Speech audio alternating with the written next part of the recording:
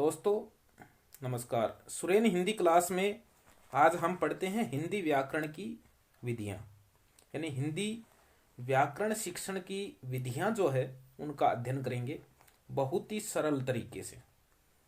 पहली विधि है निगमन विधि। सबने सुना है निगमन और आगमन जो है वो व्याकरण शिक्षण की विधियां होती हैं, जो न केवल हिंदी में बल्कि संस्कृत में भी होती हैं। पहली है निगमन विधि। निगमन विधि जो है ये सबसे पहले क्यों लिखी है, क्योंकि यह व्याकरण शिक्षण की प्राचीन एवं परंपरागत विधि है। यानी सबसे प्राचीन और परंपरागत विधि व्याकरण शिक्षण की निगमन विधि ही है। इस विधि में व्याकरण के नियम पहले बताए जाते हैं तथा उदाहरण बाद में बताए जाते हैं। अब इसमें जो लिखा है कि व्याकरण के नियम पहले बताए जाते हैं, तो इसमें न केवल बताए जाते हैं बल्कि रटा भी दिए जाते हैं और बाद में उस नियम के आधार पर उदाहरण जो है वो बताए जाते हैं। ऐसी विधि को निगमन विधि जो है वो कहते हैं। निगमन का नी से नियम, जिसमें नियम पहले आते हैं और उदाहरण बाद में आते हैं, वो निगमन विधि होती है। इस विधि के गुण क्या हैं?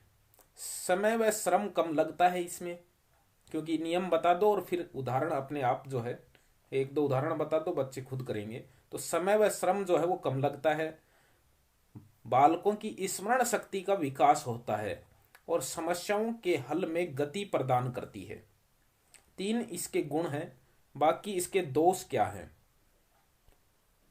दोष यह है कि यह एक अमनोवैज्ञानिक विधि है, जिसमें नियम पहले बता दिए जाते हैं, रटा दिए जाते हैं, उदाहरण बाद में बताए जाते हैं। तो ये एक अमनोवैज्ञानिक विधि हो गई और रटने की प्रवृत्ति विकसित करती है। रटने की प्रवृत्ति विकसित करती है छात्रों में, और इससे प्राप्त ज्ञान जो है वो अस्थायी रहता है। जब रटकर कुछ याद किया जाता है तो वो अस्थायी हो जाता है, तो इससे प्राप्त ज्ञान अस्थायी हो जाता है। तो इसमें दोष जो है वो कुछ गहरे दोष हो गए कि अमनोवैज्ञानिक हो गई विधि, रटने पर बल दिया जाता है, इससे ज्ञान स्थायी नहीं रह पाता है।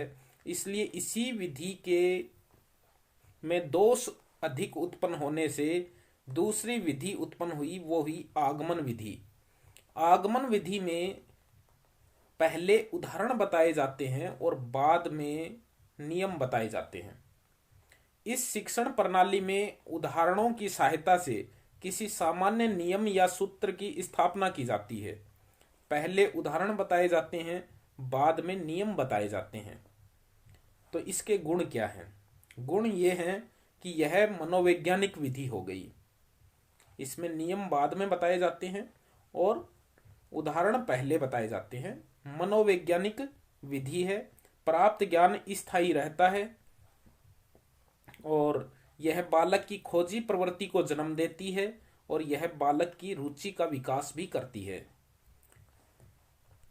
इस विधि का दोष क्या है?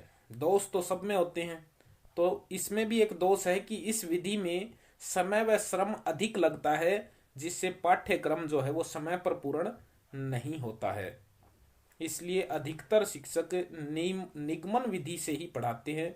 एक तीसरी विधि आगमन निगमन विधि। आगमन निगमन विधि दोनों को साथ लिख दिया।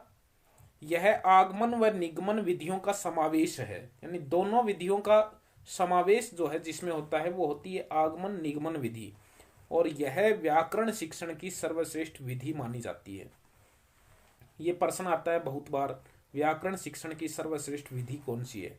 तो वो आगमन निगमन विधि है। यदि ये उत्तर नहीं हो, यदि विकल्प में आगमन निगमन दोनों साथ नाम नहीं आए, तो आगमन अलग हो और निगमन अलग हो, तो इन दोनों में आगमन जो है वो श्रेष्ठ विधि है। चौथी विधि है सूत्र विधि। सूत्र विधि, सूत्र यानी नियम। तो इसमें व्याकरण के नियमों व सिद्धांतों को छोटे छोटे सूत्रों में बांधकर बालकों को रटा दिया जाता है। यह एक अमनोवैज्ञानिक विधि है। जहां पर रटाने की बात आती है वो विधि अमनोवैज्ञानिक हो जाती है। निगमन विधि का व्यापक प्रयोग करना ही सूत्र विधि होती है, यानी सूत्र विधि जो है वो निगमन विधि का ही एक व्यापक रूप है। तो इसलिए ये यूं भी कह सकते हैं कि निगमन विधि का ही एक अन्य रूप जो है वो सूत्र विधि होती है, जिसमें सूत्रों को रटाने का काम ही किया जाता है, नियम व सूत्रों को रटाने का काम किया जाता है। पांचवी और अंतिम विधि है भाषा संसर्ग विधि। भाषा संसर्ग विधि जो है, इसमें छात्रों को व्याकरण का सैद्धांतिक ज्ञान नहीं करवाया जाता, बल्कि वर्ण पुस्तक पढ़ाते पढ़ाते किसी शब्द का व्याकरणिक ज्ञान दिया जाता है। यानी पाठ्य पुस्तक पढ़ा रहे हैं और उसमें कोई शब्द आ गया, जैसे कोई शब्द आ गया, उसमें संधि भी है, समास भी है, वो संज्ञा शब्द है, कौन सी संज्ञा है, तो इस तरह से इसमें व्याकरण का ज्ञान जो है वो करवाया जाता है। ऐसी जो विधि होती है उसको भाषा संसर्ग विधि कहा जाता है।